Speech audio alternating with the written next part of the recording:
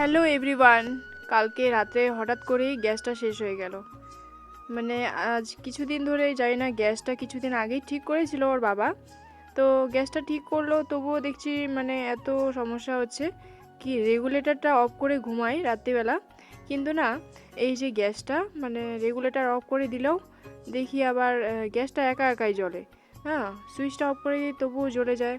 মানে আমার এমনি লাগছে কি রেগুলেটরে মানে সমস্যা নাকি গ্যাসের মধ্যে সমস্যা, কিছু বুঝতেই পারলাম না। তো এরকম করতে করতে প্রায় কিছুদিন তো চললো। কিছুদিন চলার পরে প্রায় বলতে গেলে 1 মাস ধরো চলেইছে, কিন্তু আমাদের গ্যাস কিন্তু 1 মাস যায় না। আমাদের গ্যাস প্রায় বলতে গেলে 2 মাস, 2 মাসের মতন যায়। তো এবার দেখি এরকম করলো।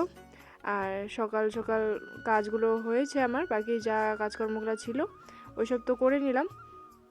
করে নেওয়ার পরে স্নান সারলাম। স্নান সারার পরে এই পুজো সারার পরে আমি চলে এসেছি, ছেলেকে খাওয়া দিতে গেছিলাম। ছেলেকে খাওয়া দিয়ে ওকে চিড়া একটু ভিজিয়ে দিয়েছিলাম। দেওয়ার পরে কিন্তু আমি ওর বাবার জন্য একটুখানি চা করলাম, আদা আর মানে দুধ চা, লাল লিকার করলাম।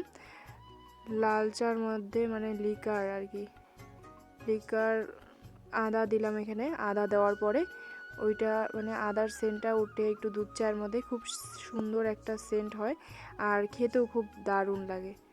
চলো বন্ধুরা, ভিডিওটি কেমন লাগলো, আর সবাই চাটা খেলে তো? আজকে কিন্তু ভীষণ রৌদ্র দিয়েছে।